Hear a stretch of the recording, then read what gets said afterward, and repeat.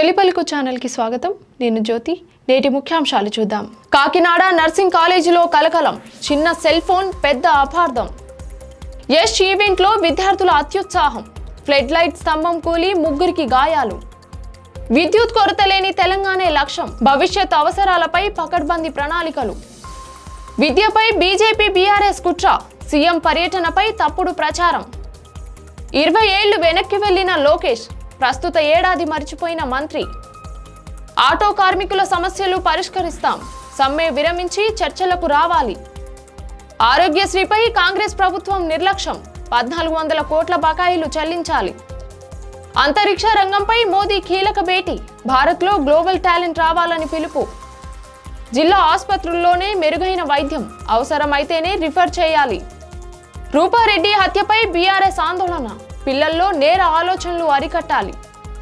జనసేన వైపు కొండా సుస్మిత అడుగులు. పరకాల టికెట్పై కీలక భేటీకి రంగం. కాకినాడ ఎస్కే నర్సింగ్ కళాశాలలో ఓ సెల్ ఫోన్ కనిపించకపోవడంతో తలెత్తిన వివాదం కలకలం రేపింది. ఈ ఘటనతో ఈశాన్య రాష్ట్రాలకు చెందిన 31 మంది విద్యార్థినుల్లో భయాందోళన నెలకొంది. విషయం తెలుసుకున్న కాకినాడ జిల్లా కలెక్టర్ ఎస్పీ వెంటనే స్పందించి హాస్టల్కి వెళ్లి ఇరు వర్గాలతో మాట్లాడారు. అనంతరం 31 మంది విద్యార్థినులను మరో హాస్టల్కు సురక్షితంగా తరలించి రక్షణ కల్పించారు. చిన్న సమస్యలు పెద్ద వివాదాలుగా మారకుండా విద్యార్థుల సమస్యలను వెంటనే పరిష్కరించాల్సిన అవసరం ఉందని ఈ ఘటన చెబుతోంది. వేరే ప్రాంతాల నుంచి చదువుకోవడానికి వచ్చిన విద్యార్థులకు భద్రత, ఆప్యాయత కల్పించడం అందరి బాధ్యత. యష్ నటించిన toxic cinema pre release event లో విద్యార్థుల అత్యుత్సాహం ప్రమాదానికి దారితీసింది. మల్లారెడ్డి యూనివర్సిటీలో జరిగిన ఈ కార్యక్రమంలో యష్ మాట్లాడుతుండగా కొంతమంది విద్యార్థులు ఫ్లడ్ లైట్ స్తంభం ఎక్కారు. ఒక్కసారిగా ఆ స్తంభం కూలిపోవడంతో అక్కడున్న వారిలో కలకలం రేగింది. ఈ ఘటనలో 3 విద్యార్థులకు తీవ్ర గాయాలయ్యాయి. వెంటనే వారిని అంబులెన్స్ లో మల్లారెడ్డి హాస్పిటల్ కు తరలించి చికిత్స అందిస్తున్నారు. ఈ ఘటనతో ఈవెంట్ లో కొద్దిసేపు ఉద్రిక్త పరిస్థితి నెలకొంది. తెలంగాణలో విద్యుత్ కొరత లేకుండా చేయడమే లక్ష్యంగా పకడ్బందీ ప్రణాళికలు రూపొందిస్తున్నామని ఉప ముఖ్యమంత్రి బట్టి విక్రమార్క తెలిపారు. హైదరాబాద్ నక్లెస్ రోడ్ లో పీపుల్స్ ప్లాజాలో పవర్ ఎగ్జిబిషన్ 2026ను ఆయన ప్రారంభించారు. రాష్ట్రంలో విద్యుత్ డిమాండ్ 15,000 మెగావాట్లకు పైగా పెరిగిన ముందస్తు ప్రణాళికతో ఎలాంటి అంతరాయం లేకుండా విద్యుత్ అందిస్తున్నామని చెప్పారు. పరిశ్రమలు, వ్యవసాయం, సేవారంగం అభివృద్ధికి నిరంతరం విద్యుత్ చాలా ముఖ్యమన్నారు. భవిష్యత్ అవసరాల కోసం thermal, solar, hydel, pump storage వంటి స్టోరేజ్ రంగాల్లో భారీ ప్రణాళికలు సిద్ధం చేస్తున్నట్లు తెలిపారు. అలాగే 1912 టోల్ ఫ్రీ సేవలు, పవర్ అంబులెన్స్ ద్వారా వినియోగదారులకు మెరుగైన సేవలు అందిస్తున్నామని భట్టి వెల్లడించారు. తెలంగాణ విద్యార్థులకు నాణ్యమైన విద్య అందించడాన్ని బీఆర్ఎస్, బీజేపీ అడ్డుకుంటున్నాయని భువనగిరి ఎంపీ చామల కిరణ్ కుమార్ రెడ్డి ఆరోపించారు. CM Revanth Reddy America, London పర్యటనలో Harvard, MIT, Virginia Tech University ప్రొఫెసర్లతో తెలంగాణ ఇంజనీరింగ్ విద్య, స్కిల్ డెవలప్మెంట్ పై చర్చించాలని తెలిపారు. ఇంజనీరింగ్ విద్యకు, నైపుణ్యాలకు, ఉద్యోగాలకు మధ్య ఉన్న గ్యాప్ ను తగ్గించడమే సీఎం లక్ష్యమన్నారు. అయితే సీఎం విదేశీ పర్యటనపై బీజేపీ నేతలు వాస్తవాలు తెలుసుకోకుండా తప్పుడు ప్రచారం చేశారని విమర్శించారు.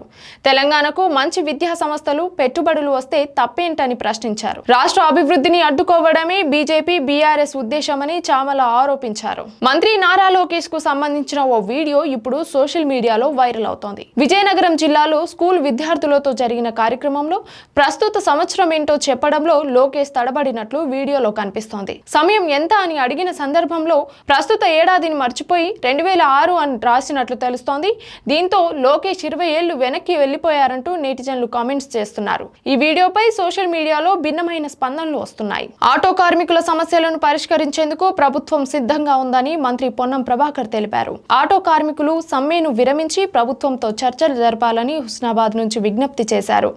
ఆటో కార్మికుల కోసం ప్రత్యేక సంక్షేమ బోర్డు ఏర్పాటు చేయాలని కేబినెట్ నిర్ణయించిందని చెప్పారు. 2015 తర్వాత ఆటో ఛార్జీలు పెరగలేదని, పెట్రోల్, డీజిల్ ధరలు, వాహనాల నిర్వహణ ఖర్చులను పరిగణలోకి తీసుకొని ఛార్జీల పెంపుపై ప్రత్యేక కమిటీ ఏర్పాటు చేస్తామని తెలిపారు.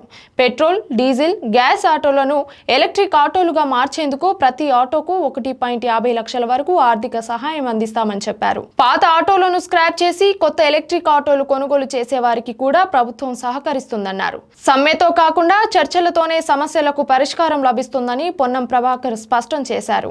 ఆరోగ్యశ్రీ నిధులు విడుదల చేయడంలో కాంగ్రెస్ ప్రభుత్వం విఫలమైందని బీఆర్ఎస్ నేతలు ఆరోపించారు. ప్రభుత్వ ఆసుపత్రుల్లో పనిచేస్తున్న ఆరోగ్యశ్రీ సిబ్బందికి 18 నెలలుగా జీతాలు ఇవ్వడం లేదని మాజీ మంత్రి హరీష్ రావు విమర్శించారు. సిద్దిపేట ప్రభుత్వ ఆసుపత్రులకు 2023 నవంబర్ నుంచి ఇప్పటి వరకు ఆరోగ్యశ్రీ నిధులు విడుదల కాలేదని, దాదాపు 24 కోట్ల బకాయిలు ఉన్నాయని తెలిపారు. రాష్ట్రంలోని ఇతర ప్రభుత్వ ఆసుపత్రుల్లోనూ ఇదే పరిస్థితి ఉందన్నారు.